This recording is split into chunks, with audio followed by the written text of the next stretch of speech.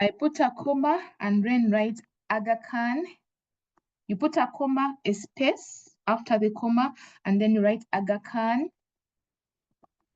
University. Members, please be mindful that as you write the name of the school and the name of the university, they have to be capitalized.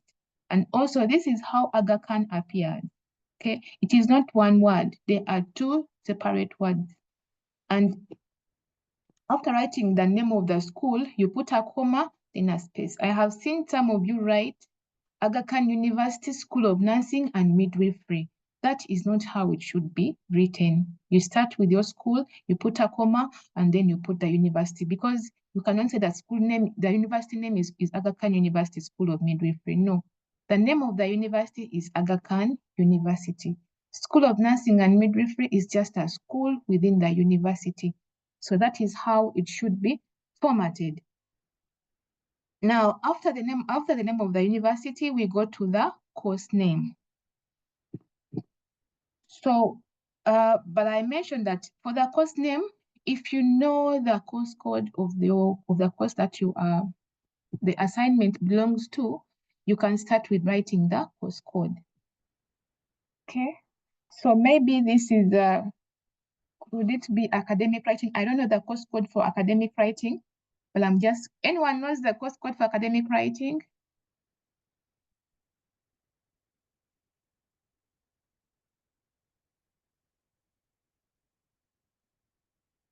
Okay, if we don't know, I'll just assume.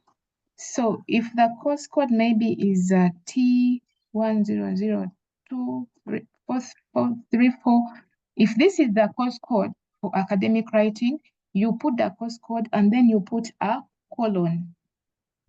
After putting the colon, you leave a space and then you write the name of the course. So it's academic writing. They are all capitalized. Okay.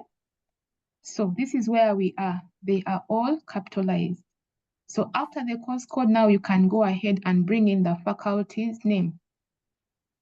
So I'll still enter and write the faculty.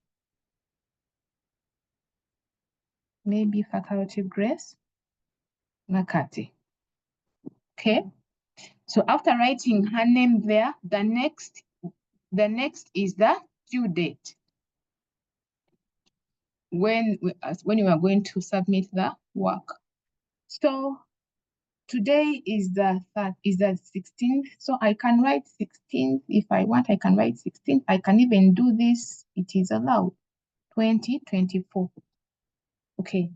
So these are the content. This is the content that we are supposed to put on the title or on the cover page.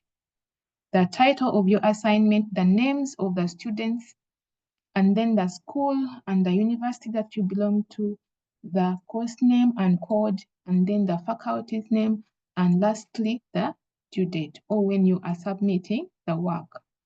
Now, for the cover page, all the content has to be center aligned. So I'll highlight all this and then center align it. So after highlighting, I'll come here where I come to the home menu and then come to the paragraph. Paragraph, I'll go to the alignment, click on center alignment. So this is how your cover page should look like. There's only one thing missing here, but before we go there, members, this is how it should look like. Do you see how neat it looks?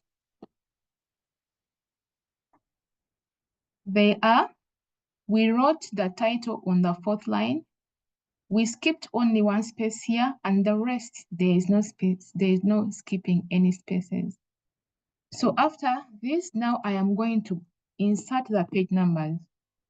So how do we insert the page numbers? We still come back to the menu, come to insert, and then you come here to where there is page numbers. The page numbers in APA 7th edition, they have to be at the top of the pages. So I'll come here to the menu to the top of the page.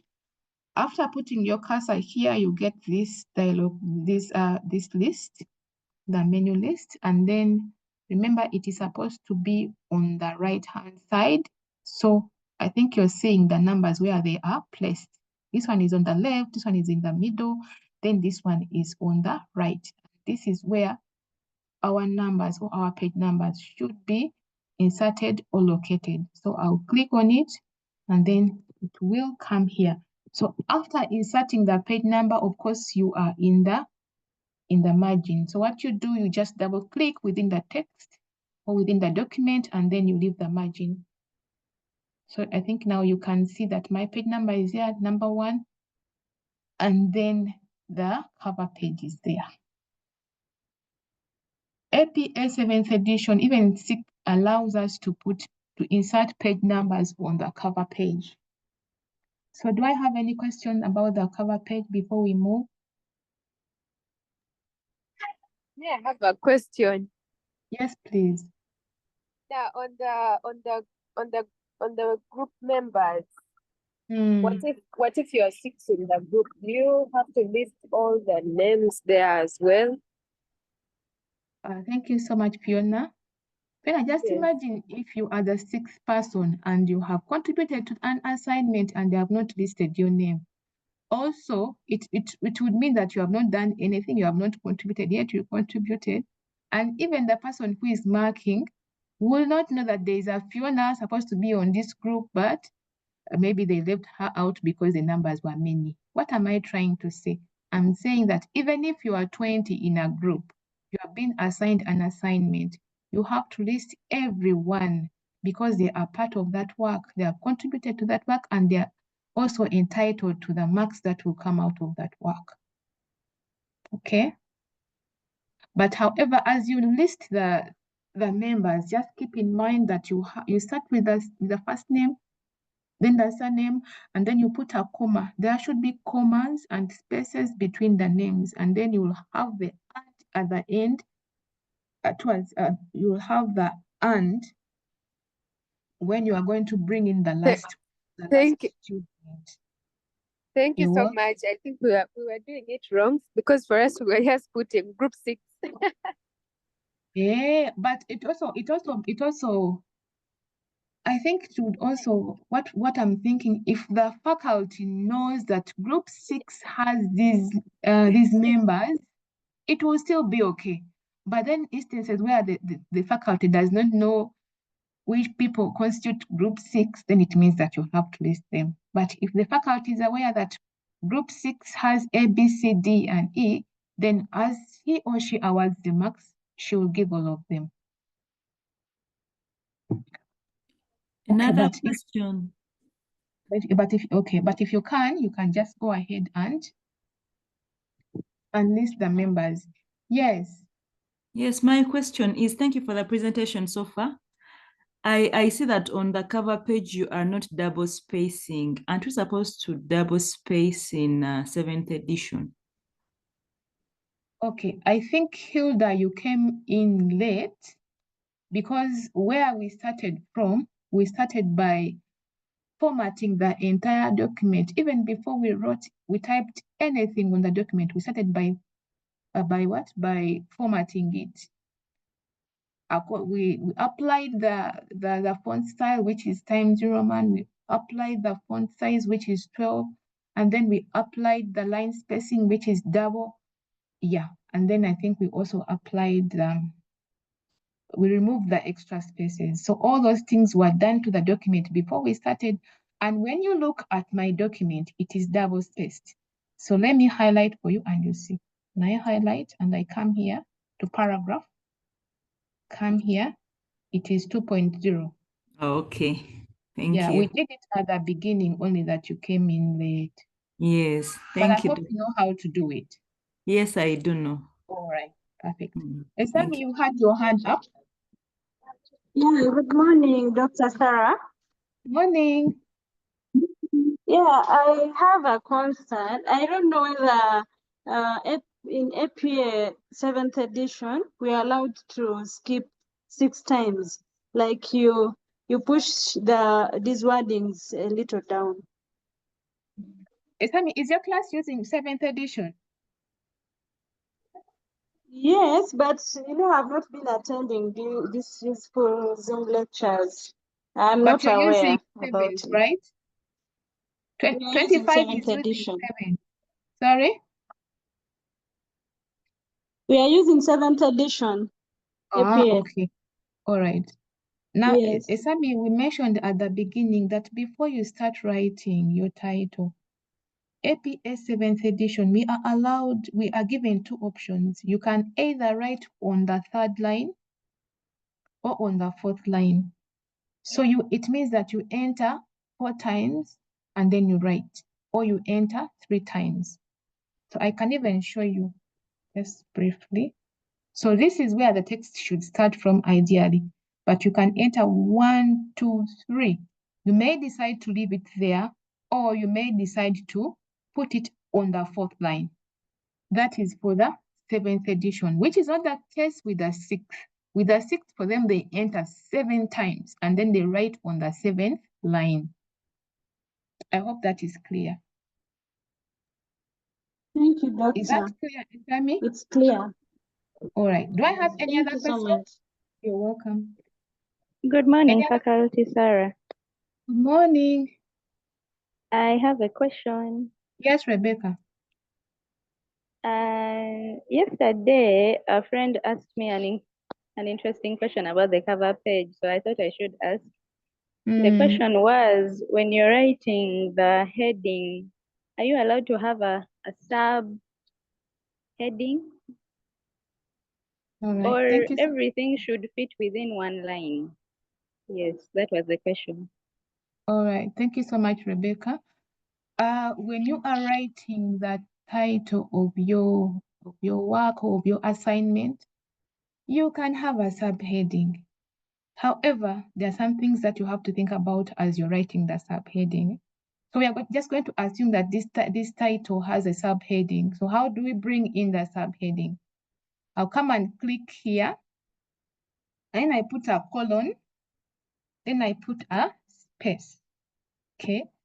Then I can now bring in maybe that subheading, maybe a review of literature.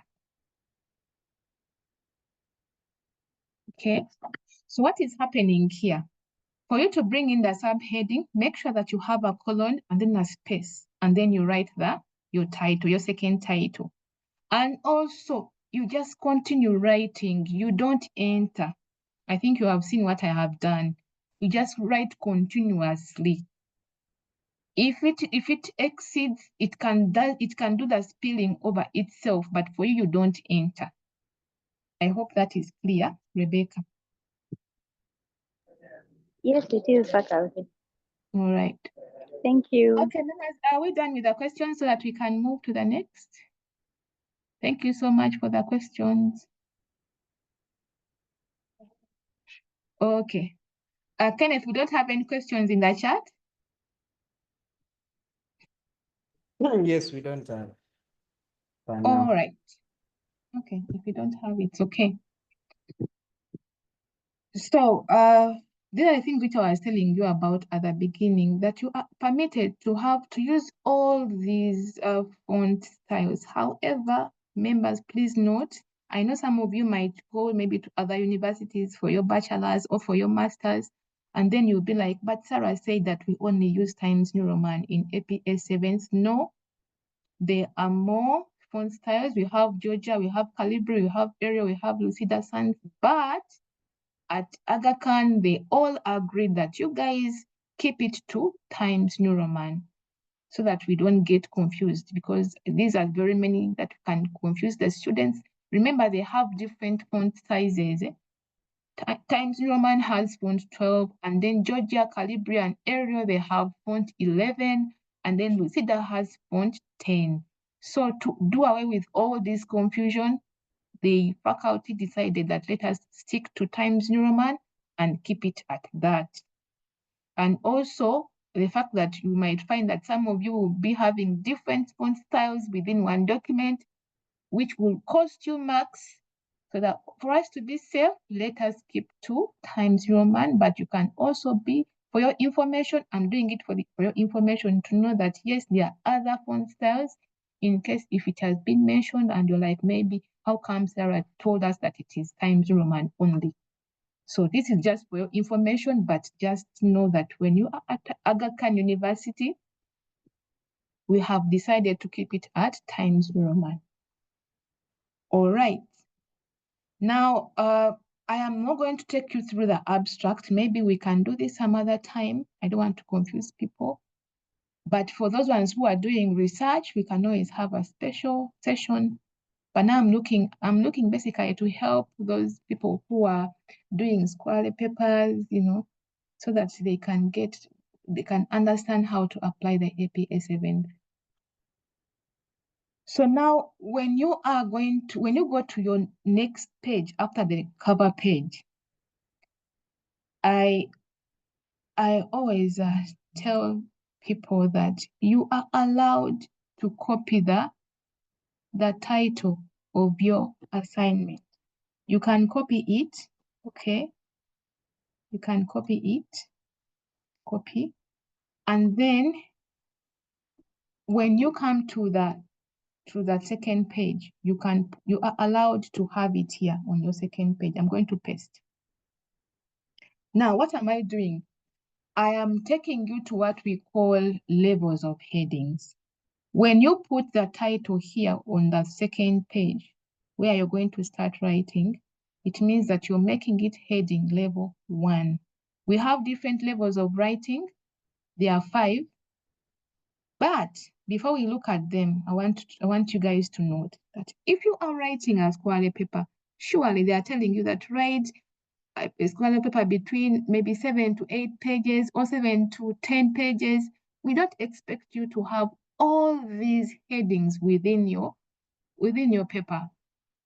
I show you these things for your information, but when you are writing, don't put all the headings there. You can maybe use two headings, 2 levels of headings.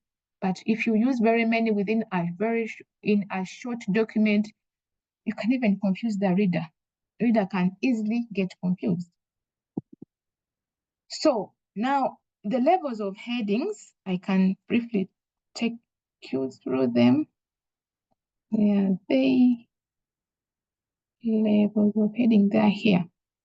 So we have 5. For the APA 7th edition, these guys have tried to make our work easier than it was in the last edition, which is the 6th.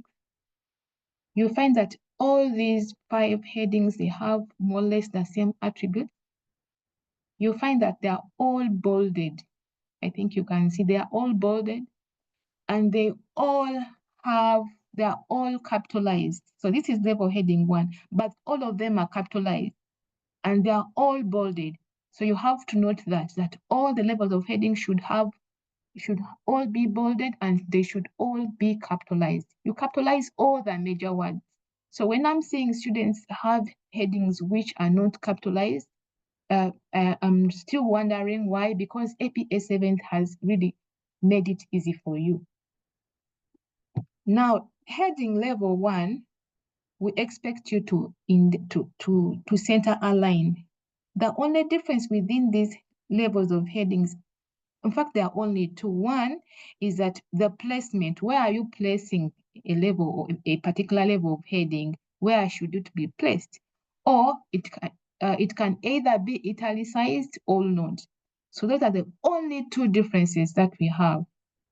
Maybe even 4 and 5 for them, they are a bit different.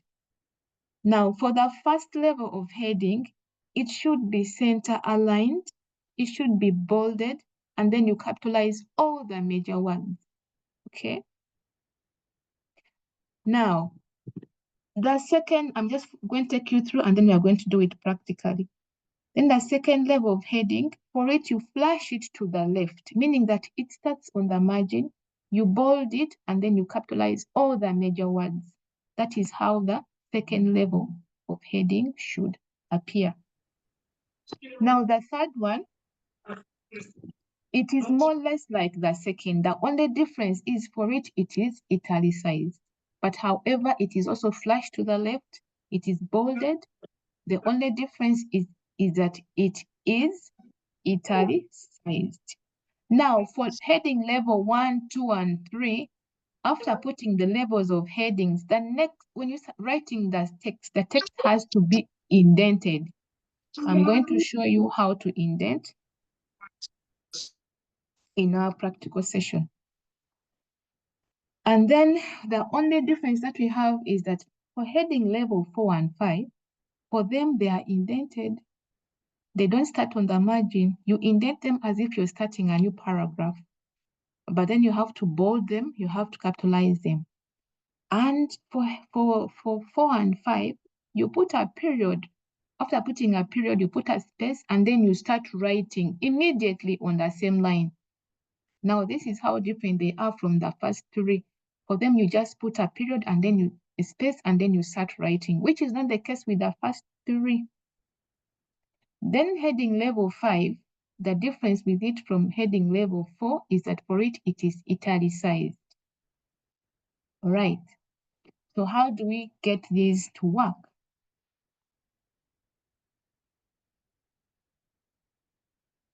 So now this is my square paper, okay?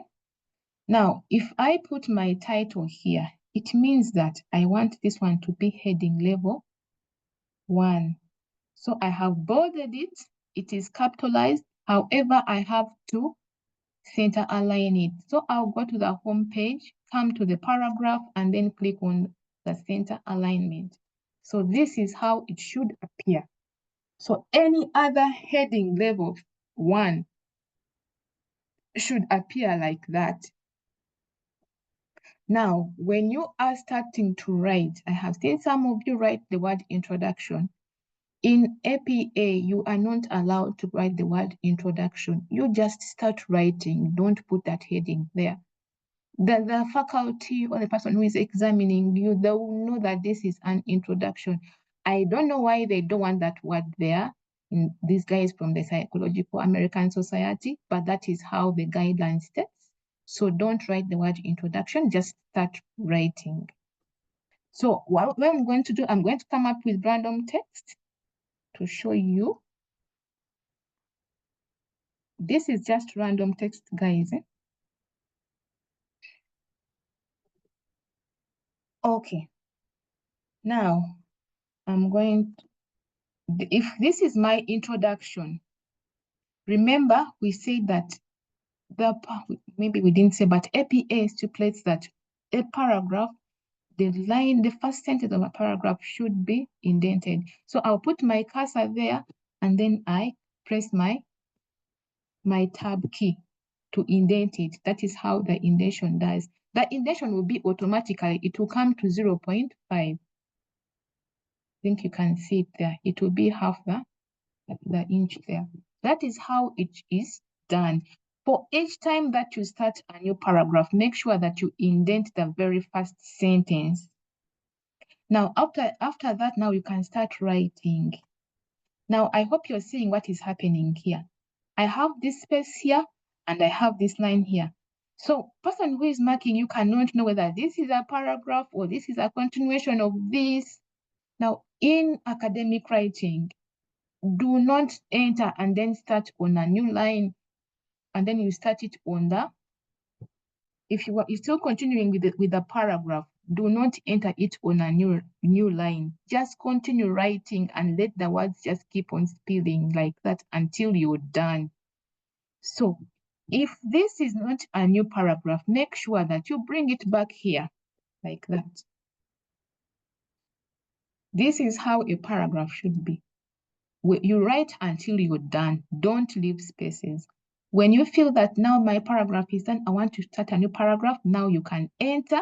That's when you are allowed to enter, indent, and then you do what? You start writing your new paragraph. But if it is still the same paragraph, just keep writing. Put full stops, put commas, use all the punctuations that you want to use, but don't enter. All right. And don't write the word introduction. I have said that, and I have made emphasis, and your faculty, they don't like it when you put the word introduction. Now, the text within your assignment has to be left aligned. I hope we all know that.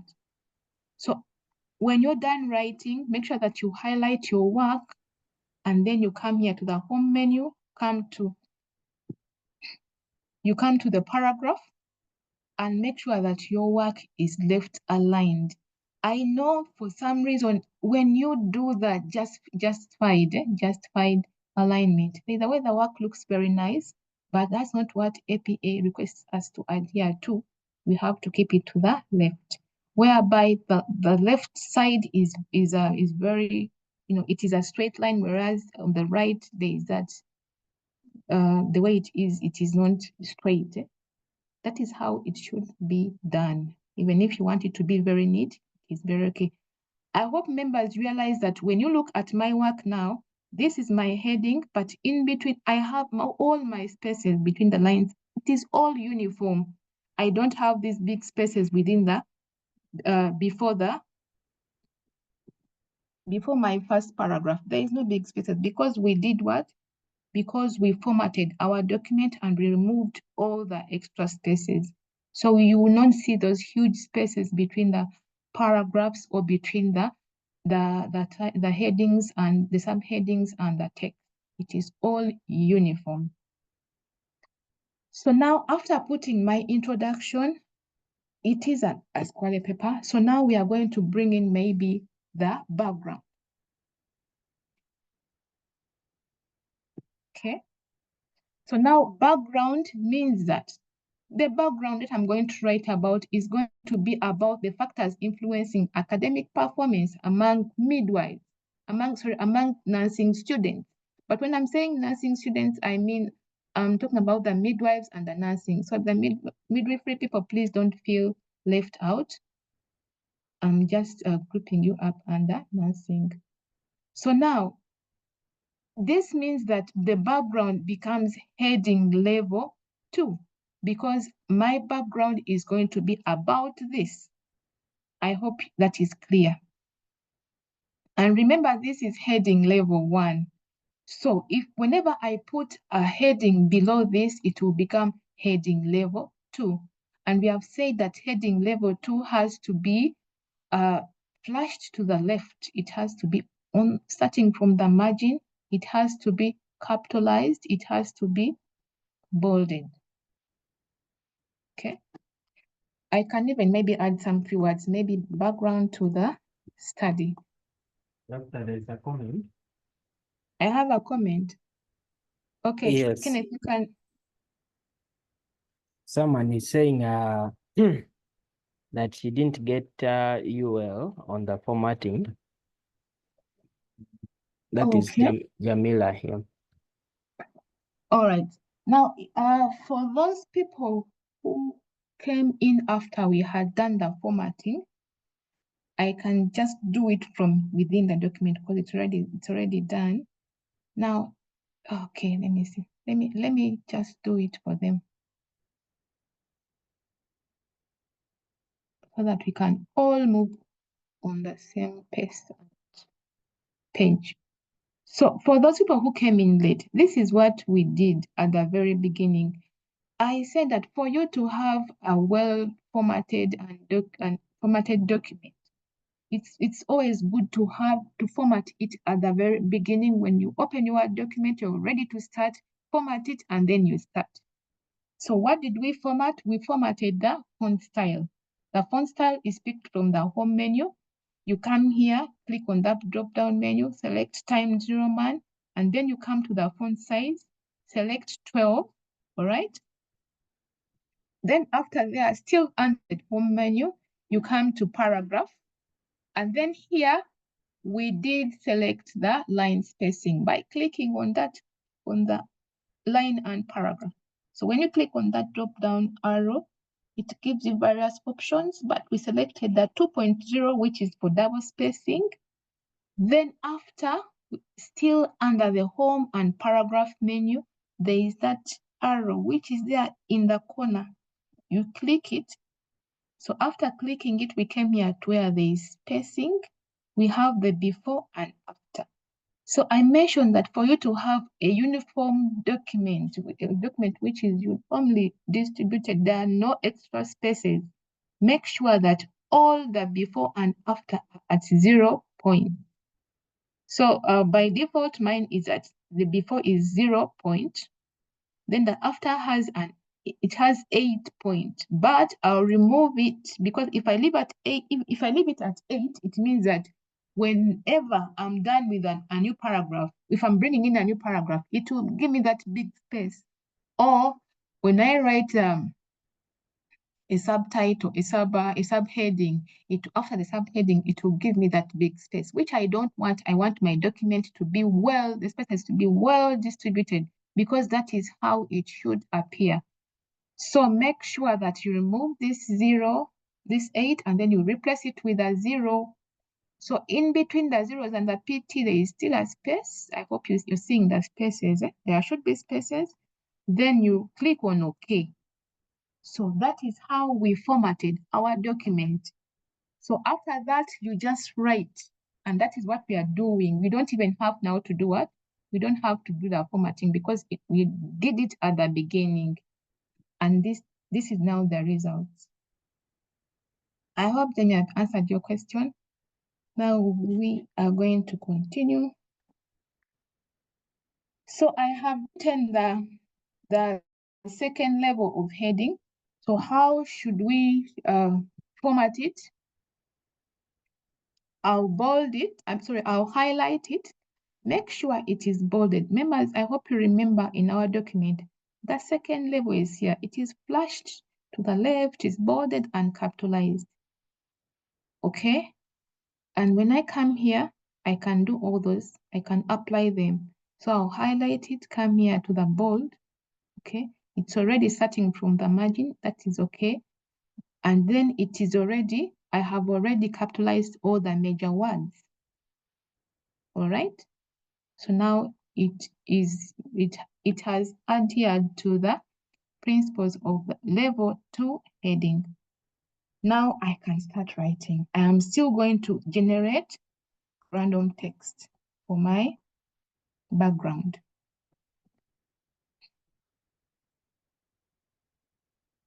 All right. So remember we said that whenever you are starting a new paragraph, we have to indent. So I'll indent this in, and then I start giving you content on the magnitude of academic performance, the factors that influence academic performance among midwives. I'll go ahead and start writing and then go on and on. If I want to start a new paragraph, I'll indent and then go on and on. All right. Let me generate more. Generate more content. So I'll just keep on writing and go on and on and on and on. So after writing my background, now I can go to, I can now maybe go to the objectives, the objectives that I'm going to review. But before I go to the objectives, do I have any questions about what we have covered so far up here?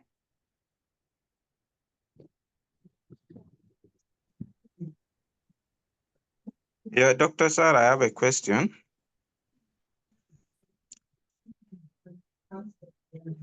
Yes, you can go ahead.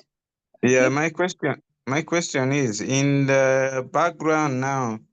That is where, if need be, where you include the citations, or is it also necessary to include the citation in that brief opening paragraph? Thank you. Thank you so much, Patrick. Now, when you are writing a scholarly paper, in the introduction, you are allowed to cite. Remember, this is a scholarly paper.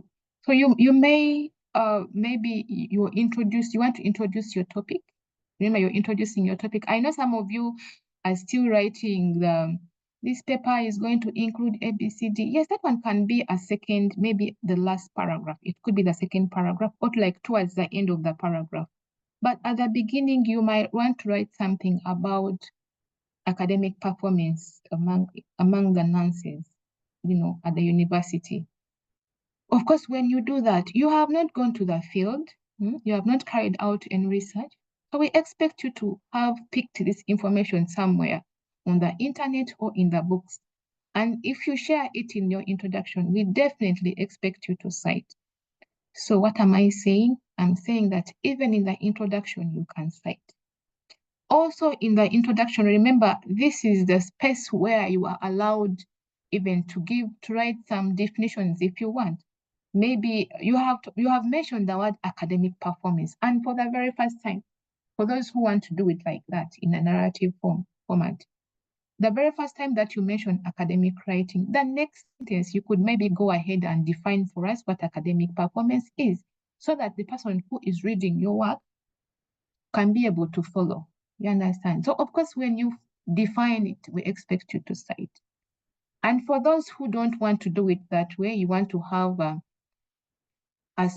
special section where you want to define the definitions or that key terms, it is still very okay to put them in the introduction. And as you define them, we expect you to cite. So it is very okay for you to have citations in the introduction.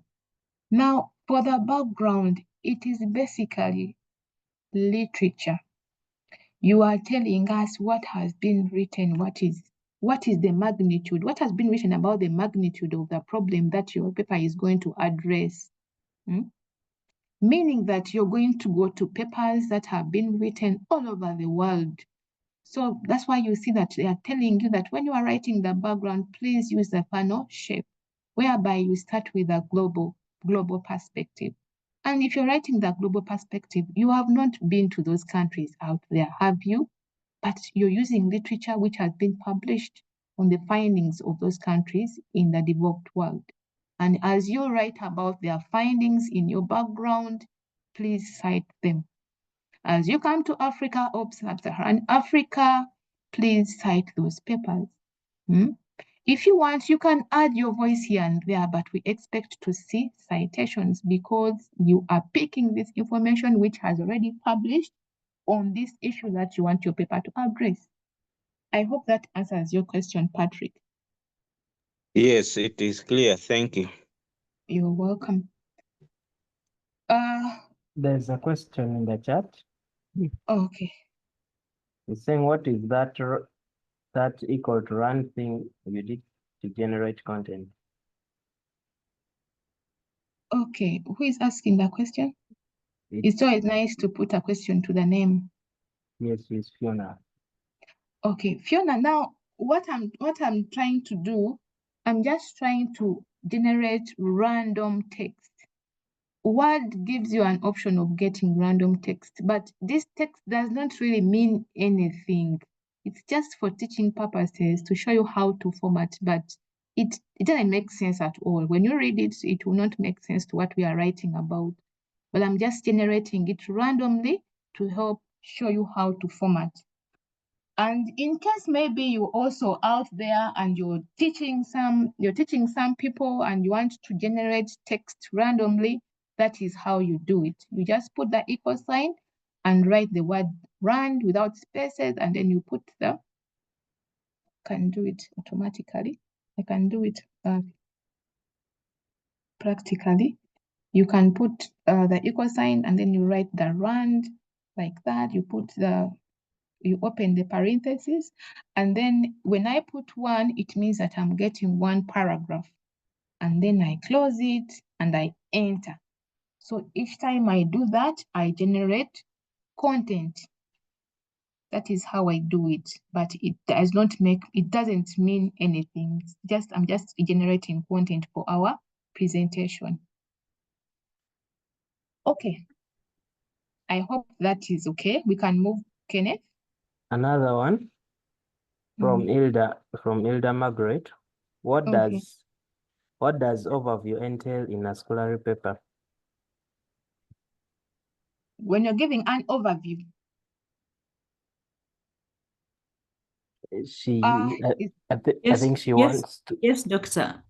If at all we are asked to write a scholarly paper and under those subheadings, overview, background, what are we supposed to write under overview? Now, an overview. Like, for example, in our topic here, the overview will be like the introduction. So like you are introducing the concepts that are in your topic, that are in your title or topic, whatever you want to call it. You're just giving an introduction to the reader for them to know what you're going to write about. So what does it entail? It will include maybe the definitions. You may find the definitions, or you may talk about the significance. Why should we worry so much? Or why should we even think? Why should we even be interested in academic performance, in enhancing the academic performance? You understand? Now, in this case, for the nurses and midwives, we know that if the nurses or the nursing students and the midwifery students, if their academic performance is not being enhanced, we all know what will happen when you guys go back to your clinical areas. So you show the reader, in the introduction.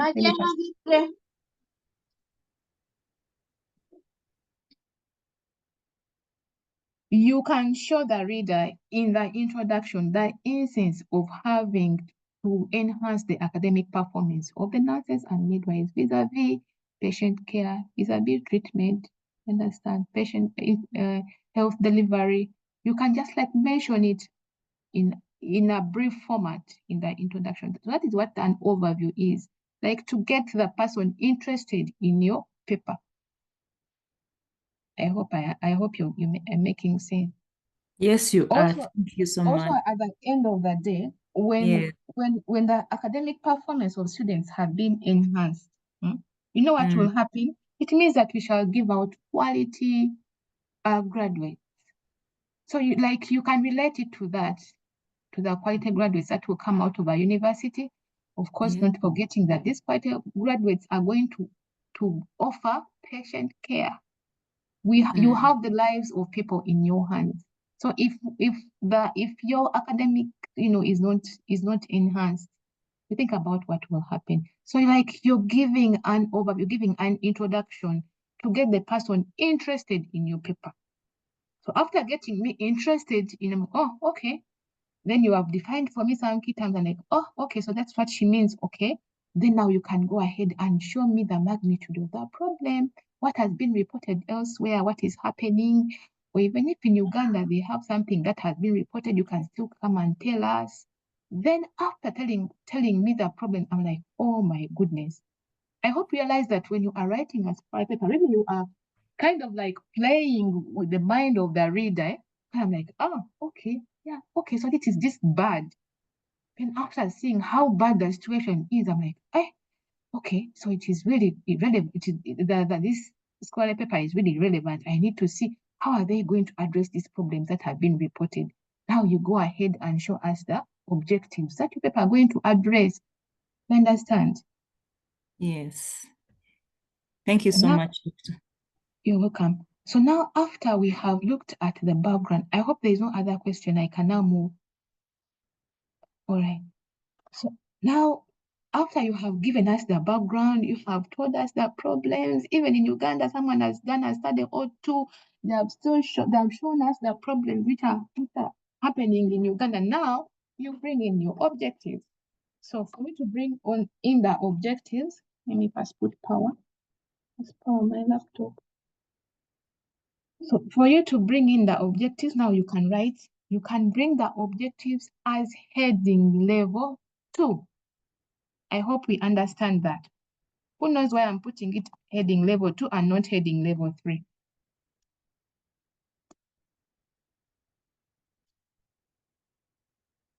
Anyone wants to try? I need someone to give us to try, because when you look at the heading levels here, I have heading level 1, which we have looked at, and then I also have heading level 2, which we have also looked at. But now I'm still bringing in heading level 2. So anyone wants to try and tell us why you think this is heading level 2 and not heading level 3? You could just try. Let me try. Yes, please. I think heading level 2, it is just getting a subsection of the main title.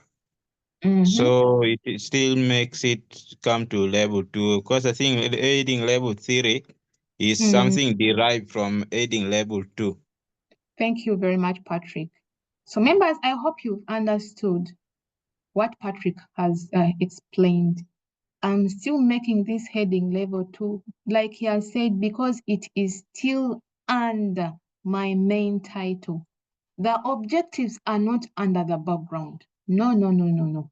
My objectives are a standalone. They are under heading level 1. That's why I'm making them heading level 2. One thing I forgot to mention is that some of you in the background, you feel like, because the faculty told you that I expect to see something from the global perspective, I expect to see sub-Saharan or African perspective, Uganda perspective, you don't have to write those things. As you write your background, the person reading can tell that all this content is coming from the global, this is coming from, Africa. They can be able to tell because you mention as you write. So you don't have to make headings, subheadings for them. Just write, because sometimes when you make very many small headings, your work does not look very nice. So you just write for them, they will know. Put them in paragraphs. Maybe globally it has been reported, they will know that, oh, this is the global perspective. Then in sub-Saharan, because you're making a mention of these things, they would know. So don't make those small headings. I hope that is clear. Now, under the objectives, since it is heading level 2, I will still bold it. It is on the left from the margin and it is capitalized. So now I can bring in my objectives. So before you mention the objectives, it's very nice, like you put a sentence, you write a sentence before you bring in the objectives. Maybe this study will be guided by the following objectives. Okay, you can make what? You can make a small a sentence about introducing the objectives. Or the following objectives will guide the study, or the study will address the following objectives, like that, whichever way you want to put it. So now in academic writing, members, please note that we try as much as possible to request that you don't bullet your work, you don't list things. Now, it is in the objectives that we allow you to bullet or list the objectives. You are allowed. So I'll come here to the paragraph and I'll put my first bullet. Yes, I have a question. Okay, so I'll put my first bullet.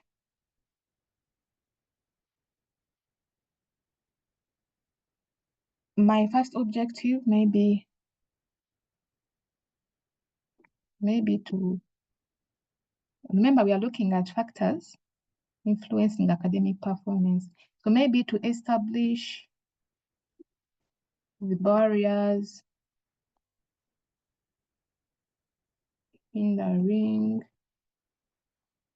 academic performance among nursing students at Aga Khan University. So that will be my first objective. Establish the barriers hindering academic performance among nursing students. Remember, your objectives have to be smart. So now I can bring in my third objective. You can now look at the facilitators to maybe assess. You can play around with the doing verbs to assess maybe factors maybe.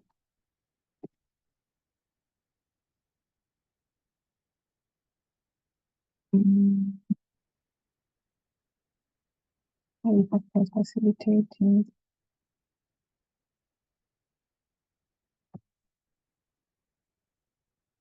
The academic performance. All right. So this could be my objective, and then you can go on and on until you believe that you have the objectives that you have will help you to address the problem that your paper is trying to be able to address or to solve. So now with the objective, like I've mentioned, make sure that they are well bulleted. You may use the numbers. Some people use the bullets, but me, I prefer using 1 to the numbers rather than using the bullets. You can also move them. It is called indentation, I think. This one here. We can decrease the indentation if you want. Make them there to start on the paragraph if you want. But it is up to you.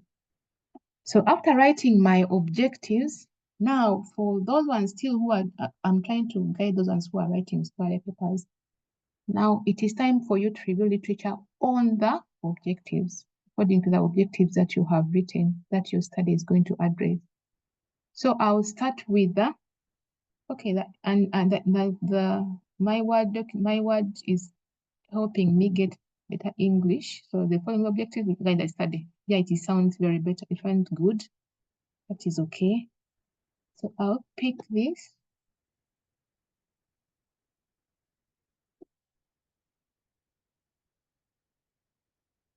I'll pick this and I'll put it here. So barriers hindering academic performance among nursing students. Now, for my very first, or for my objectives that I'm going to review literature for, just try to summarize the objective to make them, like in a heading format, subheading format. Don't just pick the entire thing and make it a heading, subheading. Just try to summarize it. Like now I've picked the barriers hindering academic performance among nursing students. That is enough. So this means that I'm going to look for literature that talks about the problems that are affecting the performance of these students. But now this becomes which level of heading? Can I have someone answer that? Level 3. Yes, thank you so much. Now this one becomes heading level 3. So how can we treat this heading?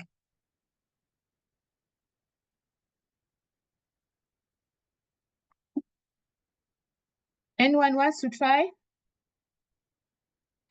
Pardon?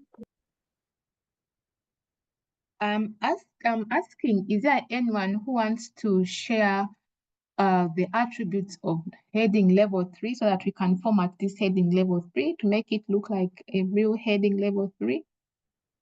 This one Yes, here. doctor, I want to try. Kindly guide me. We are going to flash it left. We are going to align left. All right. We bold, italize, and then we do title case. All right, and then we do title case. We are gonna do it manually.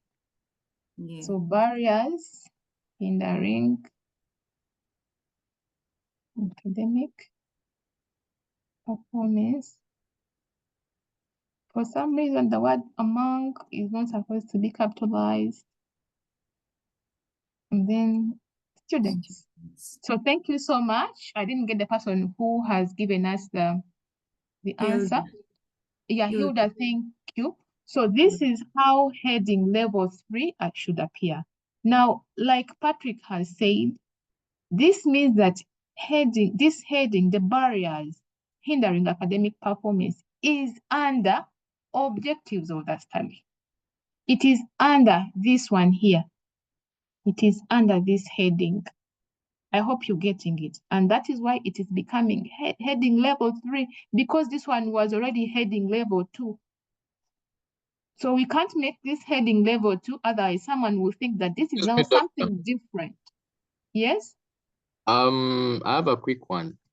Yes, please. So after the objectives, I don't need to put another subheading like literature review. I just, go on to the barriers hindering, because I've seen a number of them where they write literature review to actually clearly ascertain that you're now going to talk about whatever is entailed in your objectives.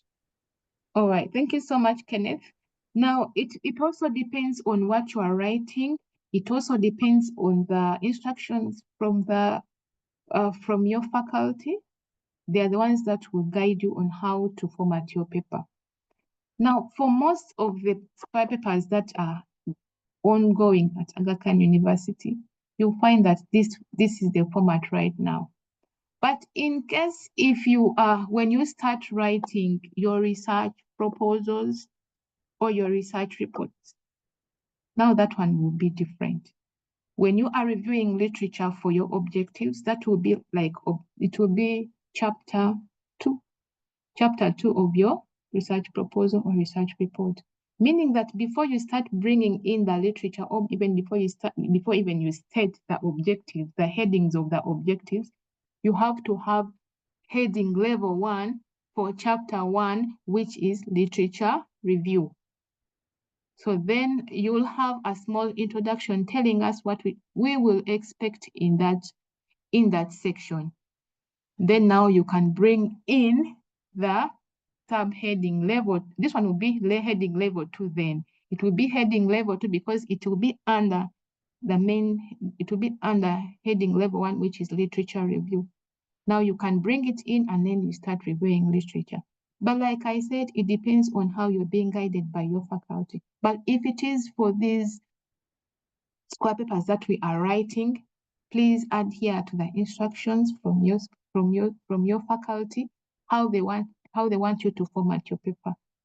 So this is how it should be for most of you. I don't know how the BS ends. I don't know how your assignment has been given to you, but what I know for the ENs, and I think even the BSM, this is how it should happen.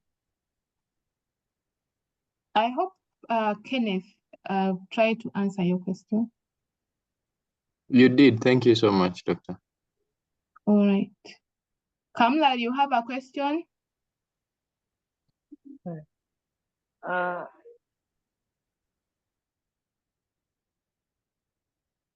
All right. I'm not having a question, Doctor.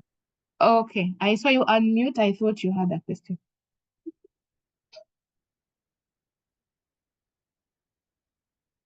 Shafiq is asking, what does it mean to review literature? Now, whenever you are writing, you're writing a scholarly paper, it could be a literature, it could be anything. We expect you to review literature. Like right now, you're talking about barriers hindering academic performance among midwives. We expect you to go on the internet. So this is literally what is happening right now. We expect you to go on the internet or to go in books that are in the library and read what have other authors, what have other researchers said about the barriers hindering academic performance among these students. What has been written? Of course, as you read, we expect you to share your findings from those articles or from those papers or from those books, what their reportings are. So as you report them in your work or in your assignment or wherever you're writing, it means that you are still reviewing literature. Now, what you're writing, it will become a literature review. But as you go out there looking for content, looking for knowledge which has been shared on a particular concept, you are reviewing literature. What is there is literature. What has been written about a concept, about a problem, about anything is literature. Now you going through reading here, there is called reviewing. I hope I've made sense to you. That was Shafiq. I hope you understand. And in scholar writing, the examiners, the instructors, the teachers, the lecturers, the faculty, they are always very much interested in knowing what has been written about something. So it is the onus is on you, the student or the author, to tell us what has been written about a particular thing. And when you're telling us now, as you progress further, you will find that as when you are telling us about something, about what has been written, about how much has been written about a particular thing, they will expect you to show us the gap. So yes, they have said A, B, C, D. So where is the gap that your study wants to fill? That is all part of literature review. But for now, the faculty may not insist on you bringing out the gap, because as you go higher, they will ask you, yes, so much has been written about this particular thing. Then why are you hustling, still writing about the same thing? So you, the author, as you review the literature, as you read, as you consult, expect you to be vigilant and identify the gap that your study is going to address or is going to fill. So the bottom line is, it is very important for you to inform the readers what has been written, because as you read about what has been written, like, it also helps you to be able to put your research somewhere. Someone can, so this person, they are also in their study, maybe their research, maybe their study it belongs to this other aspect which was missing in the literature. So that is all what literature review entails. But just know, as you write, we expect to read what is out there before you bring in your voice or before you bring in your findings. Yes, Baluku, you have your hand up.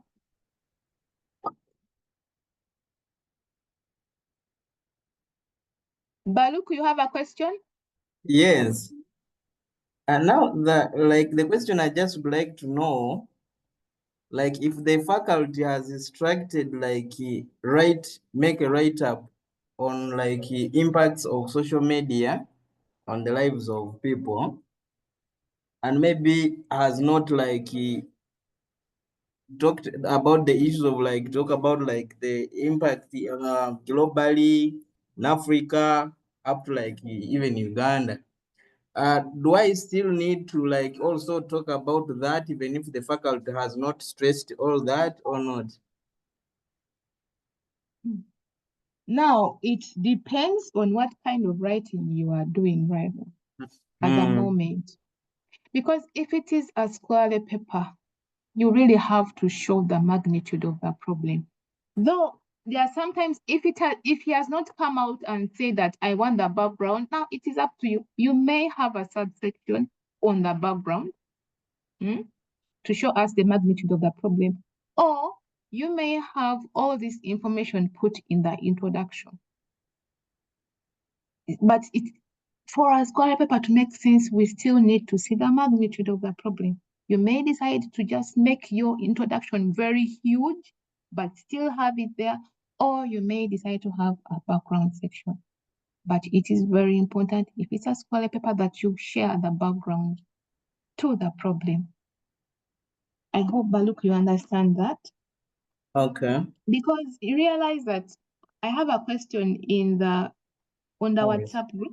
I think it's from Robina. She's asking, at what point do you talk about the problem statement? Now, what I don't know is whether we are still on this kind of writing, or we have gone now to the research reports or research proposal. But I can still explain. Now, when you are giving us the background to the problem, to the study, you find that you are showing us what is happening there.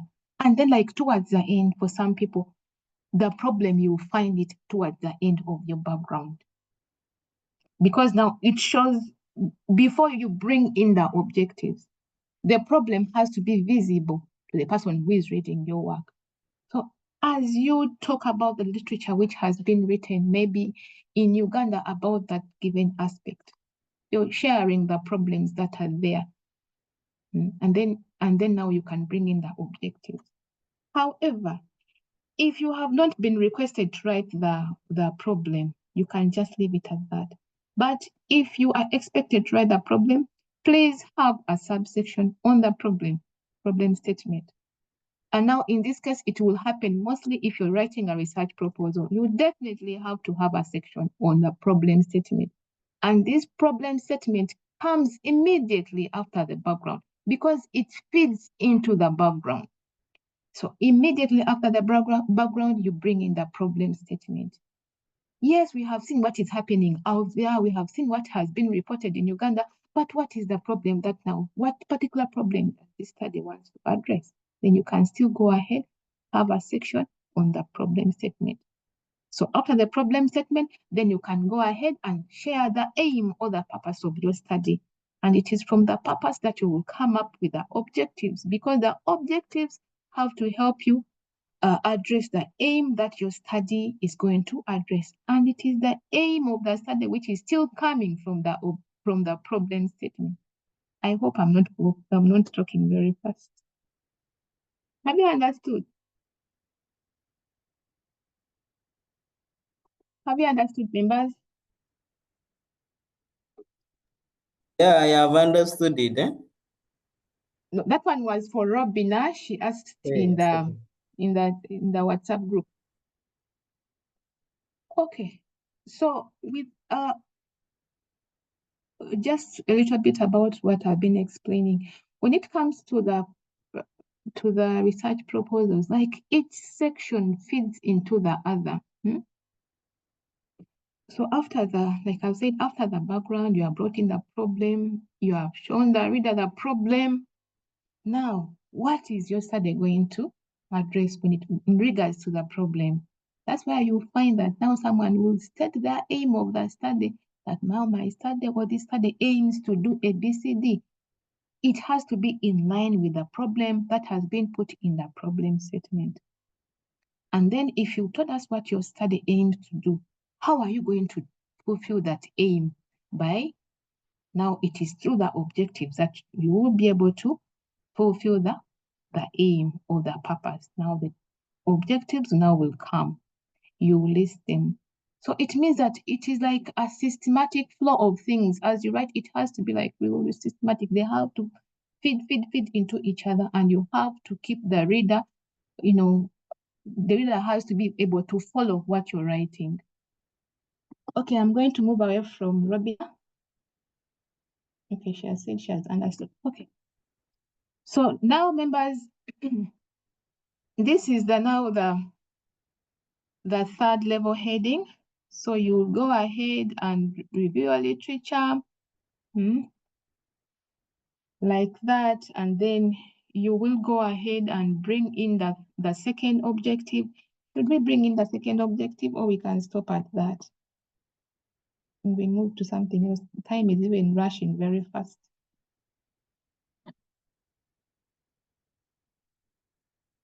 So this is the first objective.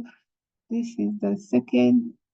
Can call it facilitators of academic performance. So I'll just copy this and maybe put it here. So now this is still heading level 3. Remember, because it is the other objective. We can call it facilitators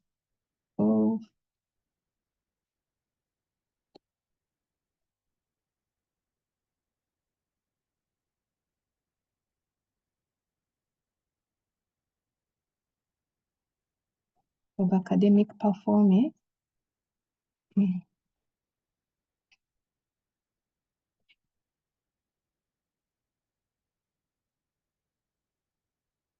Okay. So this is our second objective. So now you can still go on and review the literature. Now, members, we all know that when you write a sentence, you have to put a period at the end. So we'll put our periods there, then put like there. But for the titles, please make sure that you don't put the periods, okay? For the first, second, third level, we don't put periods at the end of the titles. We leave them the way they are. It is only on the fourth and fifth levels of headings where we put periods. So I'm just going to show you how to do them. But now I think you realize that I have written my scholarly paper and I have only applied 3 levels of headings. And I'm sure that when I'm done here, Now I'll have the conclusion. So conclusion will be heading level what?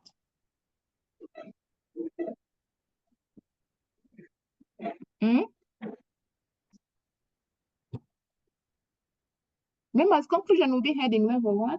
Doctor, It will I be think level one. Level 2. Level one. Hey, level two. Doctor, it will be level 2. Level two. Doctor, level 2. How do I treat that? Level 2 is bold, left aligned. We are waiting for your discharge to be processed. Doctor, you align left, you bold, and title case. Okay, so I think this is okay. So now you go ahead and write your conclusion, because remember, you're concluding what has been written in all these, and it is still under. No, members, it will not be heading level 2, it will be heading level 1. Who knows why?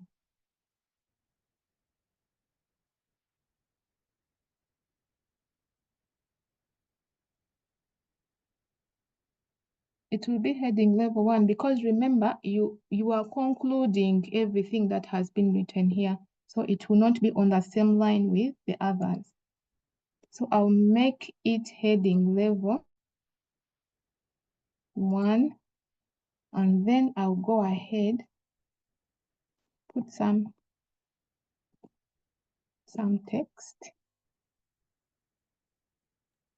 Excuse me, doctor. Hmm. Please clarify more, because I thought the conclusion is coming after the factors. Been talking about factors, and now you're concluding. So it is still under the other first heading. So when you put it under level 1, it's like you're redoing. I don't know. It's on its own. It's okay. Okay. All right. Thank you, Kenneth. Now, what we are concluding right now, we're not concluding on the factors. When you are writing a scholarly paper, you expect to have a conclusion. I remember in the conclusion, you conclude the key points or the things that you want the reader to take home. So it will include everything that you have written about, but you only pick out the key for the reader to be able to take home. So it is not that we are concluding on the objectives, we are concluding our paper. That's why it should be heading level 1. And that is why you see, after the conclusion, what do we have after the conclusion? Recommendations. Thank you very much. We have the recommendations. We put the recommendations because in the conclusion, as we conclude, we always point out some problems or some issues, some challenges, you understand? That you as the person who is writing, we expect you to have some recommendations for us. We expect you to tell us how you think that those problems up there, or those issues that you have identified up there, can be addressed. It could be from anywhere. It could be from the objectives. It could also be from the background. But just know that you're concluding your paper. And as you write the conclusion, don't bring in new information. Because sometimes as you write, something might appear to you and like you want to mention, you might get the urge to mention it in the conclusion. It is not allowed. You are bringing only old stuff which is up there. Don't bring in any new thing in the conclusion. And in the conclusion, we expect to see some challenges that will help you to come up now with the last section, which is the recommendation, because we expect you to recommend. You as the scholar, we expect you to have some ideas on what you think should be done to address those problems in your paper. So where can I place the recommendations? It becomes heading level what?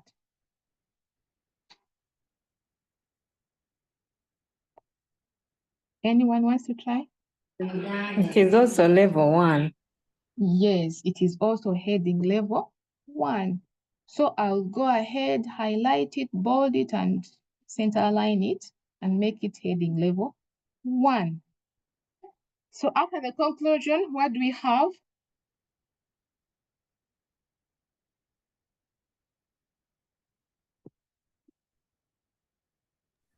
References. Thank you.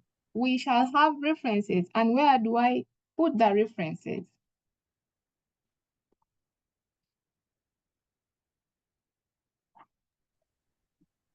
On a fresh page. Thank you very much. We shall have our references on. You see that my recommendations, it's just a few lines, and I have put them, they stop there towards the top of the page. So you would have an urge to write your references here, but it's not allowed. Leave that space and move to the references. You can enter, or you can insert a new page, up to you. So I'll write references. References is heading level what? Level 1. Yeah, thank you. It is heading level 1, and there. Yeah. So members, we have 13 minutes left. Should we look at the citations and references? I need you to advise. Yes, we can go. What do the rest have to say? It's okay, Doctor. We can go on and see the citations and references. Okay, thank you. Now, members, before we go to the citations and references, do I have any questions?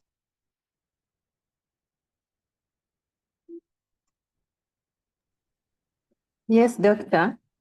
I'm inquiring, do we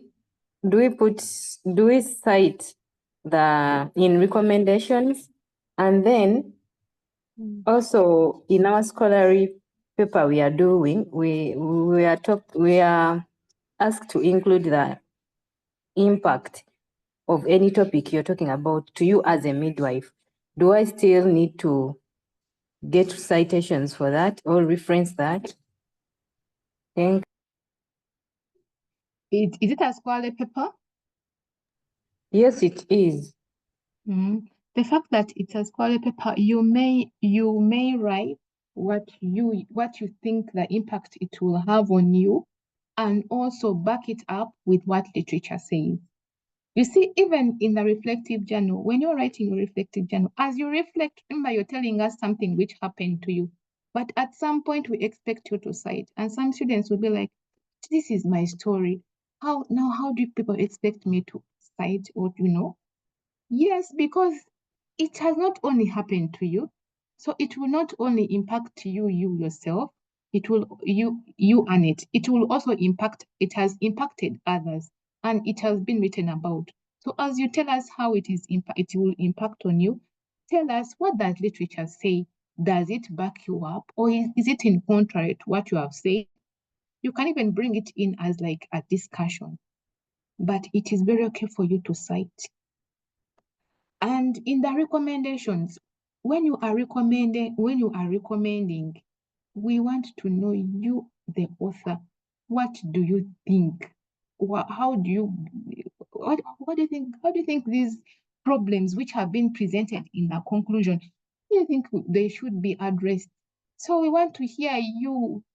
Author, when you person who has read articles, you've read literature, you have reviewed literature, you've carried out the study, it is your work, you have written, you have reviewed, you have done everything. So how do you recommend that these problems that have been presented in the conclusion should be addressed? We want to hear your voice. That's why you see that in some papers, someone will have, they might have an objective on the strategies. For example, now the issue of the barriers hindering academic performance.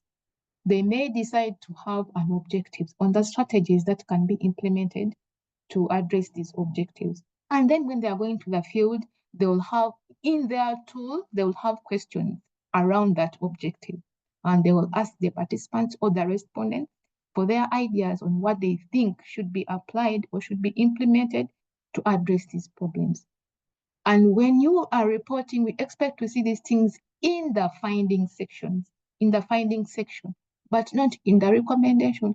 So you will, whatever someone has taught you, you will put them in the finding section. But when it comes to the recommendation, we want to hear you, the scholar, what your ideas are, which will help in addressing the problems that are in the conclusion.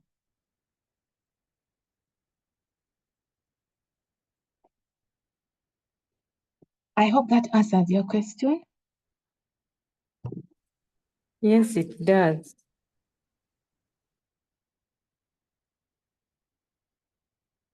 Okay. Someone is asking, do I use my own words in the conclusion? Yes. In the conclusion, you are giving us a summary of what has happened in your paper. So meaning that now you are writing in your own words, but still, yes, you're telling us, you're giving us our take home, but in your own words. And we don't expect to see citations in the conclusion. Like you format them in your own words, you tell us, you just, I think you have, okay, even in some classes, when you are in a lecture, the lecturer or the faculty will teach and teach and teach. And then at the end, he or she will give you your take home. Or even when you go for a conference, the presenter will talk about the stuff that he has prepared. And then later he may have maybe a slide on your take home. Like he'll give you a conclusion. Yes, you've heard all those things, but this is a human brain that keeps on wandering here. There, yes, someone is talking, but you keep on going, maybe my kid is sick, or maybe at work there are these issues, you understand? So it keeps on going here, there. But then at the end of that day, the presenter comes up with a slide, or even might not have a slide, but they will just give you your take home. Yeah, this presentation was on A, B, C, D. Like they give you a summary of what their presentation was about. So now it is the same case here. You're giving us a summary. So it should be you. You don't have to cite. I hope that is clear. Now we can move. Now, in citing and referencing in APA 7, work has become very easy for us. And as we know, there are two kinds of citations. We have, when I say citations, I mean the in-text. We have the narrative, and then we have the parenthetical. The narrative is whereby you, as you bring in the source, you make them part of the work. Some people, they will tell you that, yeah, it is called the beginning of sentence. And then others, you find that it's not really at the beginning of the sentence, but maybe in the middle somewhere. But so long as you make a mention of the author of the authors within your work, they have to come out of the parentheses, and that one is called a narrative citation because they are part of the narrative or of the narration. And then the other case where the citation is within the parentheses with the year of publication, now that is called parenthetical citation. So we can have an example maybe here.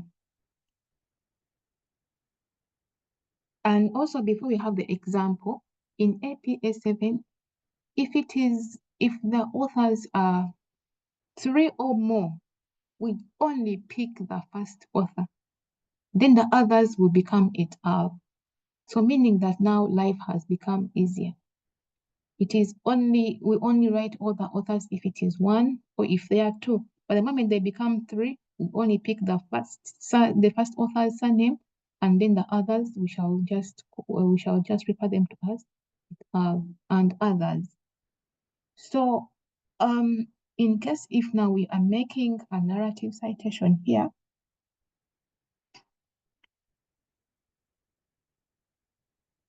maybe you could say, maybe, was it Nachivumbi? I don't remember the name. People are going to write papers now.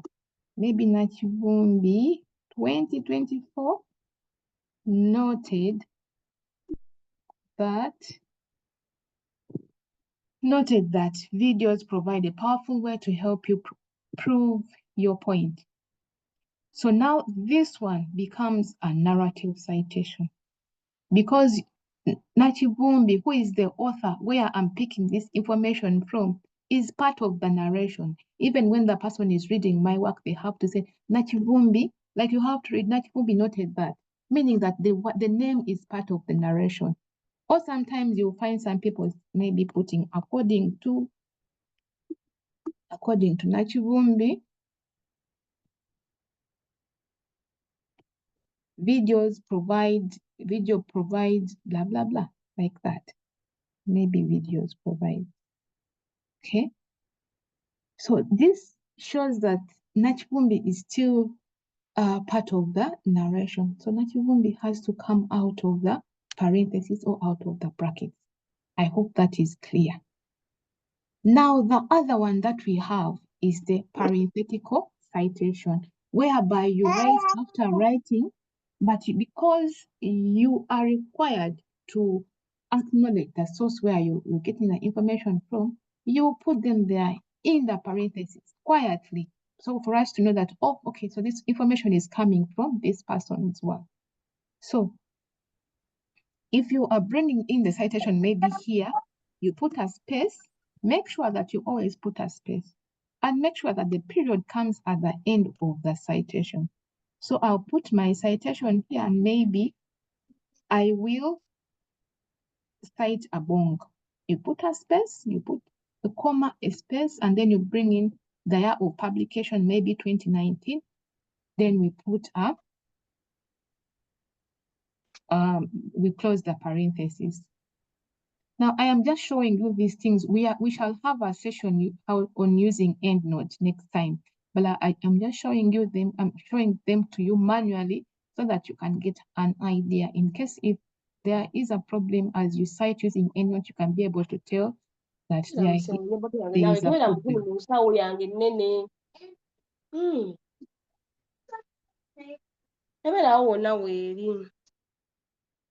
Okay.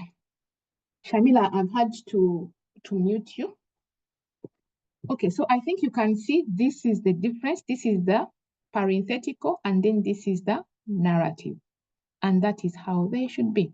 Now, in case if there are many, if Abong wrote this paper with maybe Namutebi, so if it is a narrative citation, I'll put that symbol ampersand and then write Namutebi.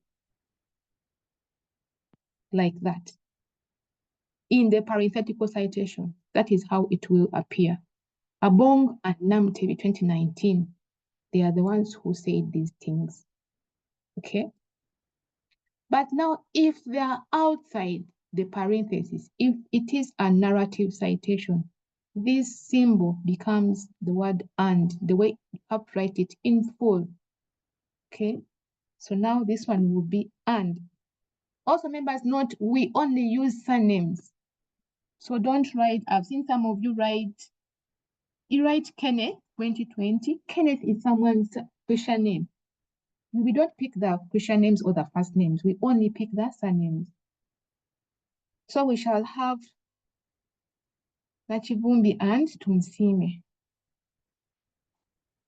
Now this is the narrative. According to Nachibumbi and Tumsime, because they have come out of the parentheses and because they are part of the narration, we have to use the and in full. I hope you can see that. We don't use it like this. Are we together, members? Do I have any questions? Yes, we are. We are all good? Yes, okay. We are so far good. All right. Now, in case, yes. Do you put a comma after that? Told us there's a mix-up somewhere. Do we put a comma after what? After the year in brackets. Here. Yes. Now, here it depends. The punctuation will be guided on what you have written. You know, when I say according to according to Nachibumbi or according to Nakaziba, do you hear me pause a bit? Yes, I do. Yeah, there is a, However, I I'm think pausing. we're following the guideline. And yes, we are. But now as we follow the guidelines, remember in academic writing, when there is a pause, you bring in a punctuation mark. And there is a, I'm putting this here. It is not part of the citation, no. It is part of the narration because I have paused according to Nachivumbi and to Simi. Yes. Dr. Sarah, the APA guideline for edition 7 was omitting the comma. So there was a mix-up because our faculty had to transition from edition 6 to edition 7. So at times she puts a comma, then at times it's not there. And when you're writing, the grammar in your laptop will always show you that there is something you are missing there if you omit the comma. I'm talking to Faith. So kindly help us clear. Faith. Yes, please. My yes, comma. please. My comma is Yes, there I'm because with you. Yeah, I have put that comma because I'm thinking of the grammar. Okay, I'm not thinking about the citation. When I say according to Aga Khan University, even if I am not citing, I definitely have to put a comma. According to Aga Khan University, comma, the students, maybe the number of students has gone high. You understand? Or according to the Associate Vice Provost of Aga Khan University, I'll have to put a comma. The number of students have gone high. Because there is a comma, I'm putting the comma not because of the citations. I'm putting it there for grammatical purposes. Because I cannot say, according to Aga Khan, according to the Vice Provost of Aga Khan University, the students without a comma, there is a pause there, and that's why I am putting a comma. So the comma is because there is a pause. Okay. If you remember your punctuation, they say whenever there is a pause, we put a punctuation. And excuse me, Dr. Sarah. Yes, Patrick. Yeah, I've also got you, but I want to first try to bring these two contexts and we compare in that aspect. Now, when we say according to, for example, according to Nakivumbi, then we put a comma. Then also we say Nakivumbi into bracket 2020 reported that. I think in that two aspects, there may be two separate form of grammar, whereby if you say according to, there a comma may come in. But then when we say Nakivumbi and so on reported that, the comma may come later on after the bracket. This is what I'm kind of thinking about. And that is why you find that the very first time I did the narrative citation, I didn't have according to. I only had Nachivumbi noted that. And I didn't have a comma. I had written noted that, like that. Nachivumbi and Tusime 2024 noted that videos, blah, blah, blah. There is no comma because there is no pause. It could be Nachivumbi and Tusime maybe noted or reported or indicated. There is no pause. So you just continue writing. But because there is a pause each time I say according to, so and so, there is a pause. So that is why I put up a comma. But otherwise, like this, it is very okay. You don't have to put a comma. Okay, I get. Thank you. You're welcome. So members, we have looked at one, we have looked at two authors. Now we can look at the three authors. So in case if there are three or more authors, remember we say that we use the et al. So if I'm still going to use this one. So in case if Nachivumbi has a paper with Tusime, they have a paper with someone else, maybe with Akelo. So the other two will be omitted and then we shall put et al. Okay.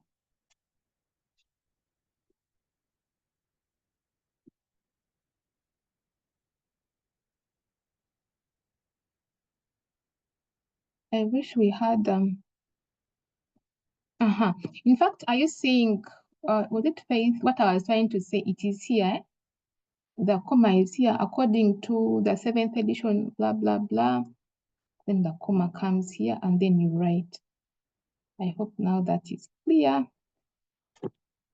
Now we are going to the et al. So you see the et al is here. This one means that these people here, this person wrote with more than 3 people. There were 3 or more than 2 people. There were 3 or more people. That is why we use now the et al.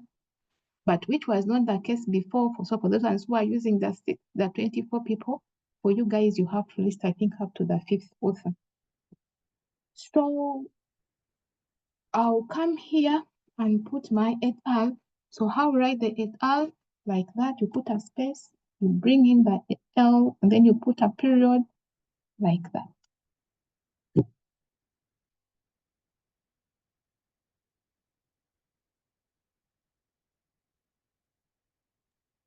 So Nachivumi and et al. Doctor, Because there's a comma.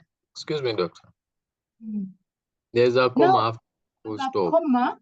For the comma, in case if a bong wrote with other people, let me use the one for the parenthetical citation. The comma comes in the parenthetical citation. So in case if a bong wrote with other people, we shall put et al. And then do it like that. So the comma comes in the parenthetical citation, but in the narrative, we don't put the commas. So this one is done for the parenthetical. I wish I could see one for the narrative. They didn't put any for the narrative. But that is how it is. There is no comma. Remember when you are writing, when you put these people outside, now grammar also does what? It has to apply.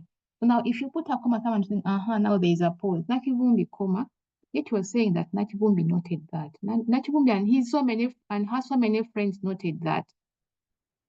You don't put a comma. So those are the 3 kinds of in-text citations that we have in the APA 7. Do I have any questions before we go to the references?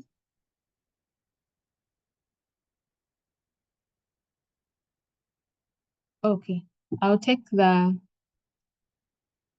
quietness for the no. So members, when we go to the we can continue. Okay, when we go to the references, make sure that every in-text citation that you have put in the paper is reflected in the reference list. And the reference list should have all the citations in the text. And the reference list should only have citations in the reference list, in the in-text or in your work. There are some of you, because they say that the reference list should have maybe 10 references, you even come up with references which are not in the work, and then you put it to the reference list, yet they don't appear in the main work. Now, I must tell you that sometimes this faculty, they do a random check. They can pick one reference, and then they look for it in the main text. So you'll be unlucky that day that they pick a reference. Sometimes I pick references which are not there in the text, and then they're like, now where is this one coming from? This person was not cited. Still, at the end of the day, you are committing academic plagiarism or academic dishonest. So you're committing academic dishonest because you're making a reference list, yet some people are not appearing in your work. So that aside, we are going to use this very example for the references. But don't mind so much about cramming all these things. Remember, we have EndNote. We shall organize a session for EndNote, and then we show you how to do them automatically. This is we're just getting an overview, just for information for us to know in case if EndNote is missing something, we can be able to tell. I hope that is clear. So now, first of all, the reference list has to be arranged alphabetically. I hope we all know that. And they have to be hanged. Hanging means that the first line starts from the margin, but the next lines of a given reference, they are indented. But this one can be done automatically. Do we have to do that since we are all using EndNote now? I don't think so. Is there anyone who believes we should do it we should do it manually? Or we leave it to EndNote? Guys, I said this is an interactive session. Well, doctor, for cases where ending note might fail, then I think we should know how to do it manually.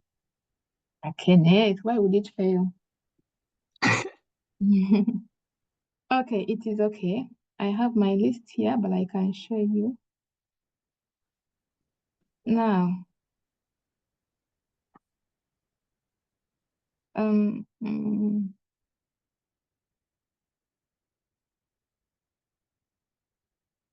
going to use these ones.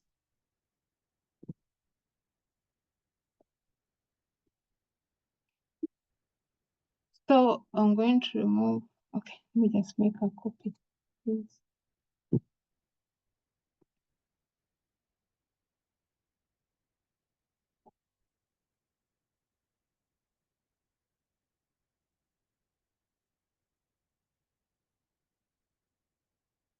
Oh, we have Crestwell there. The BSN 25 now know Crestwell very well. I hope you are using him.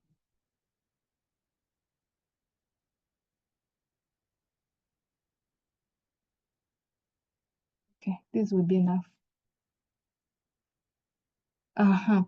Now, I'm going to remove the hanging first. And I'll show you how to hang them.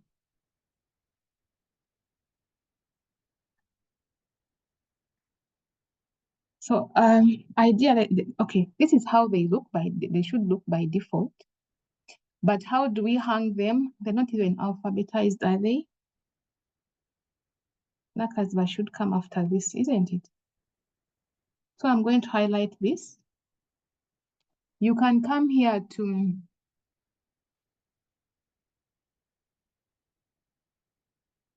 the paragraphs.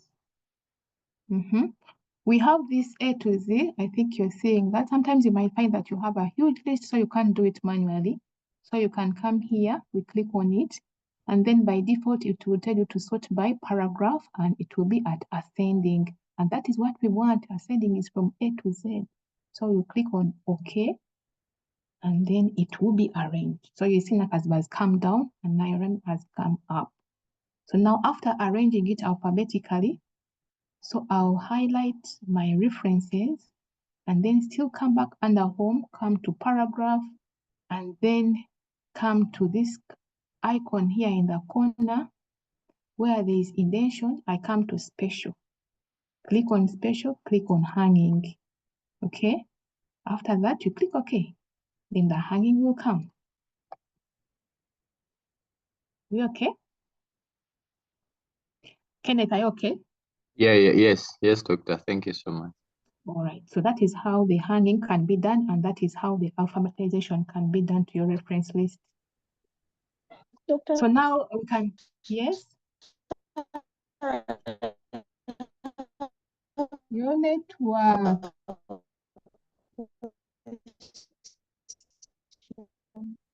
Then when you I have not heard what you have said. To tell you something like your Microsoft Word. There are some instances whereby you reference by using. Yes, I'm trying to repeat it. All right. I was saying there are some instances whereby you can use EndNote, and then some references like you generate them manually.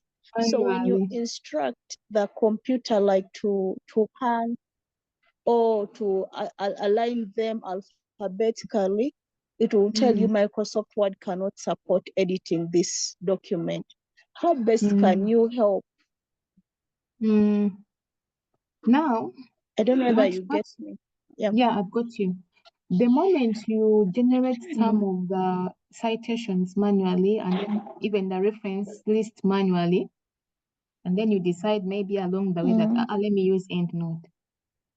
The very first time that you cite with EndNote, for it, it will think that your references that you have there are part of your content, part of your work, part of the main body. So it will treat it like that. It will not think that these are also references.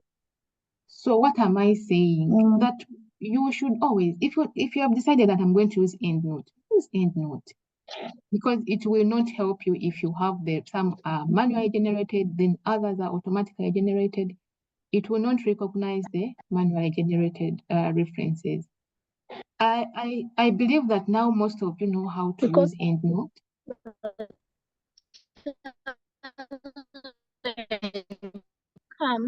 Books or in the work, you find that some people use EndNote and others use manual way of putting references. When So that's you are why in we a get group, that challenge.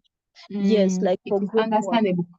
However, I'm thinking we can see how to plan a session on EndNote so that we can get everyone on board. But Okay. I think, is it next week you guys are going to go in the revision week? So it might be hard for us to do the session. And two, I did it next week, but one.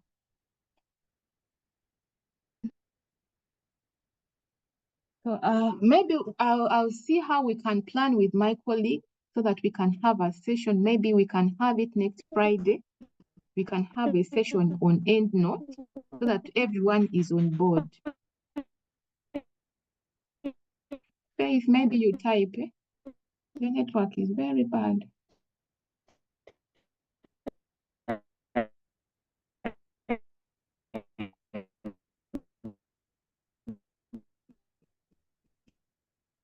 Faith, you're going to have to type what you are saying. We have not heard.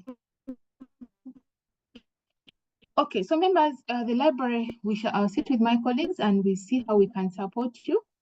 If all goes well, we shall communicate maybe this week. We can have a session on Friday on EndNote so that everyone can be on the same page. Because with EndNote, it really eases life. It eases your life in regards to citing and referencing. Okay. Now, Dr. Sarah. Yes.